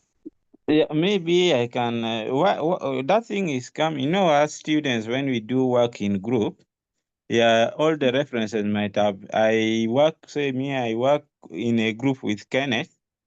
Now I'm doing this part of the work. Kenneth is doing the other part of the work. Kenneth has done it and has used EndNote to reference. And now I am also doing so and I've used EndNote to reference. You'll find that when we are combining this work, the references generated by Kenneth, the EndNote has the details in Kenneth's laptop, and me, I don't have that detail. So my EndNote will not recognize the other references that has been generated by Kenneth. That is where now the problem is. So my EndNote will not recognize that, and when it comes to sorting out the reference, it will reject the other part of the reference that Kenneth had generated from his side, and now I'm compiling them all in one work. Okay, now Patrick, for that case, if you have all used EndNote, it's easy. So what you do when you are picking Kenneth's work, only pick the work. Don't pick the reference list. Only pick his work and add it to yours. So I can show maybe. So after adding that work to your work, you have copied it and you have put it in your work. You come here to where you come to EndNote menu. Okay. And then you click on update citations and bibliography under the EndNote menu. Yes. Okay. Just pick only the work minus the references and then come to EndNote, update citations and bibliography, and then the list will be updated with all the reference details for the citations from Kenneth's work for submission. They will all be listed. Okay. That's how you do it. Okay, thank you. Okay. Now, let us do very fast so that people can go back to work. Now, for the references, in EndNote 7, sorry, APA 7th edition, when it comes to the book, we do eliminate the place of publication, which was not the case in the 6th edition. It has really become easier, but this one may not be a very good example because it has the the title and when the publisher, okay, the title and the publisher are the same. So this one may not be a very relevant example, but if it is a book, this is how we write it. You write the name. No, let me look for another one. Let me look for my list here. Okay. For the books, if you are referencing a book, we pick the surnames and then the initials of the first name or middle name. We use the ampersand, which is the sign of and then you bring in the other author's name. So if there are two, if there's only one author, of course, remove this one. EndNote 7th APS, now I'm confusing that too. APS 7th edition, it allows you to list authors up to 20. So long as there are 20, you can list all of them. However, if there are more than 20, still you can only list 20. But how do you do that? You list the first 19, and then we put what we call the ellipsis. You see this one here? Are you able to see this? Now I'm moving in between documents. So these ones were more than 20 authors. But what you do, you list the first 19, the usual way, and then you put these 3 dots, we call them the ellipses, you put a space, and then you bring in the last author, the very last one, meaning this one means that you have omitted some authors here. So whoever is looking at your reference list will know that there are some authors who have been eliminated because of the guidelines for APA, because you are only allowed to list up to 20. So after listing the last author, now you can go ahead, you put in the year of publication, and then you continue writing. I hope that is clear with the authors, number of authors. Yes, it is. Great. So that is how the authors now work. Now, in case if you are working with a book, the title of the book has to be italicized, like the way you're seeing this, and it should be sentence case. What I mean is that you only capitalize the first word of the title, like the way this one has been done. So it is research design. I'm only capitalizing research. The D is lowercase. However, this book has 2 titles. It has a subtitles, which is qualitative, quantitative, and mixed approaches, mixed methods approaches. And that's why you see that the Q is capitalized, because the Q is coming, is the second title, and it is coming after a colon. I think if we remember our grammar very well, after a colon, we have to write capital letter, a capital letter. So after that, writing the title of the book, now you write the edition statement. If it is there, you can put it. However, it should appear in the parentheses. And I always tell you that for some books, you find that the edition has been written in words. They write the word 5th edition in words, but where you write the character, you write it in character form. 5, you don't write it in words. So this is how we write the edition statement. And as you can see, it has a period here. Because this is an abbreviation, ED is for edition. So there is a period there. We close the parenthesis and then we put a period. Now, after putting the period and the space, we bring in the publisher, the name of the publisher. After the name of the publisher, period, and we are done. So citing a book is that easy. And make sure that when you're using EndNote, it is bringing it like this. If it is capitalizing the title of the book, please go back and edit. In that session for EndNote, we shall show you how to edit within EndNote. Because sometimes you find that some things that you pick maybe from Google Scholar, they might come when they have some errors. So if the title, we'll be able to edit it, and then it should appear like this. Now we also have, are we okay with the book?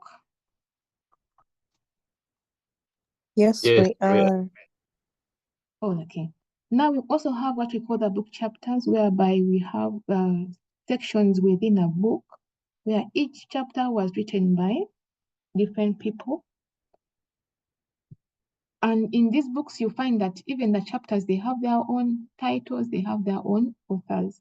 So in that case, what we do, because you have read that chapter, so it means that it is the people who have written the chapters that you have to acknowledge. And they are the ones that you have cited up there, not the person who has edited that book or the people who have edited that book. So you start with the owners of that chapter. So you write their names the usual way, the year of publication. Then you bring in the title of their chapter. So after writing the title of their chapter nicely, still maintaining the attributes of the title, whereby we only capitalize the first letter. Remember, here we italicize the title of the book. Here, the title of the chapter should not be italicized. Okay. So after that, now you write the editors. You write in, then you write the editor's name. You start with their first name. So if it was Sarah, you would write S, then the period, then you put Nakazba, if I'm the one who had edited this book.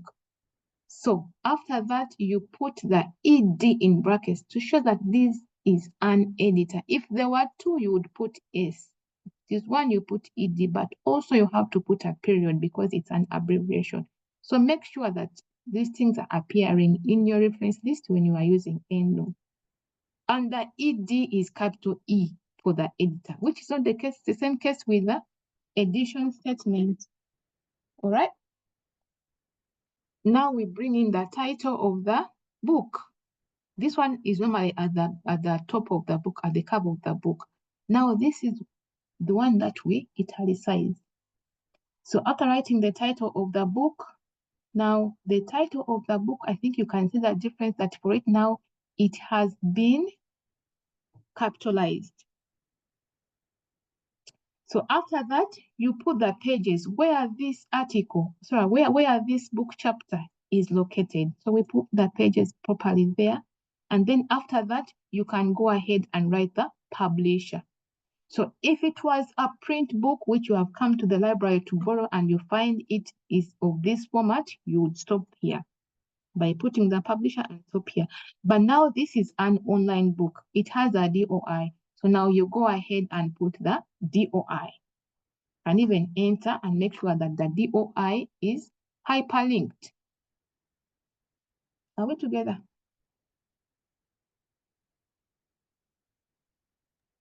Yes, we are there. All right.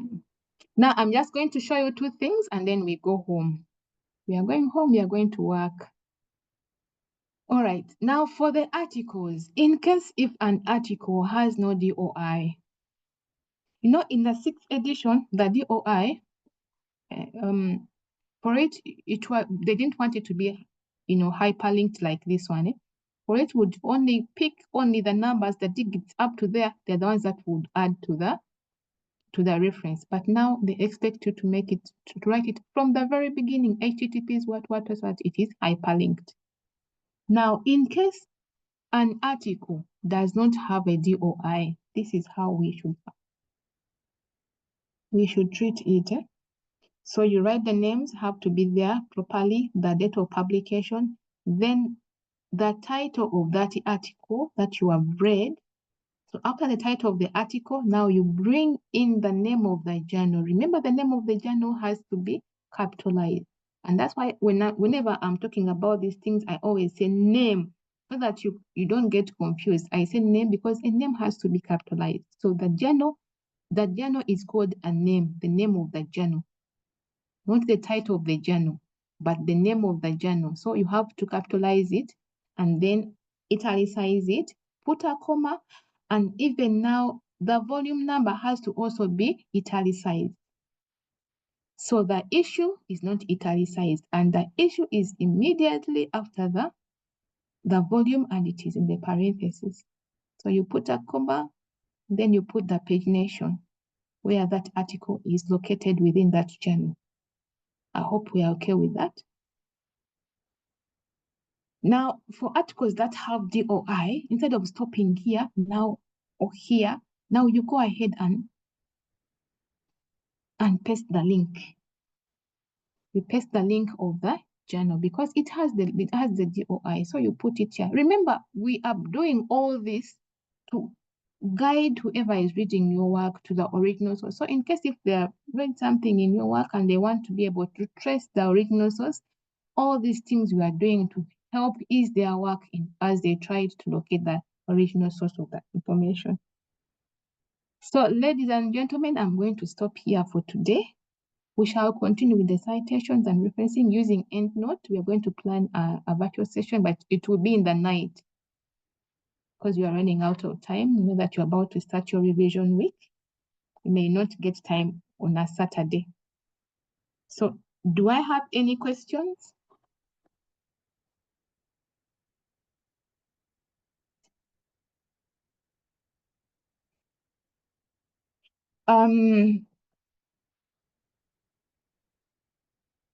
Okay, that one was answered. Someone is asking, thank you, library team. Can we are so grateful, but would like to organize a session, maybe per class. Emila, are you from the midwifery class?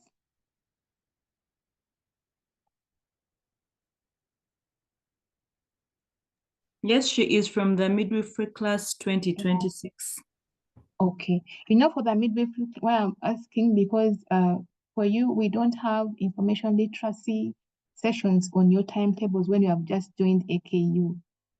And we cannot do much. But I talked to one of your, I think, or representative that in case if the team or the class is ready, and if you're interested in learning, because you're missing so much, these other guys, the nurses, they know so much. They are enjoying our resources, which you guys are not. You only get to learn about them maybe on the virtual sessions, but you're missing out on the resources that we subscribe to. So I requested that if you guys can organize yourselves and let us know when we can meet you. My team is willing. We can always make time and come to your class, or we can do a virtual session for your class. It is very possible. So just organize yourselves and communicate to the library. The team will be willing to help or to teach you or take you through. Anyone can do it. Kenneth, Drake, we can all be able to come and help you. Just let us know when you have the time. All right, my midwives. Yes, so you see, Yes, doctor. We so really you see, need one. the Shamilas, for them, they're 24. For them, once in a while, I think they liaise with their teachers, and then they call the librarians in to teach them different things. So you can also do that all within yourselves. Even if it is virtual, we can do it. So if I don't have any questions, I'd like to thank you, all of you, for joining in today. Thank you so much for taking up the time. I hope it has been impactful. I hope you have learned a thing or two. And like we always say, we are here to help you. We are here to ease your journey here at the university. We know how hard it is, especially when you are working. It's not an easy thing, too much work. And the library tries to come in and see how we can ease your lives here at the university. So in case you need help, in case you need, just come to my colleagues or come to myself.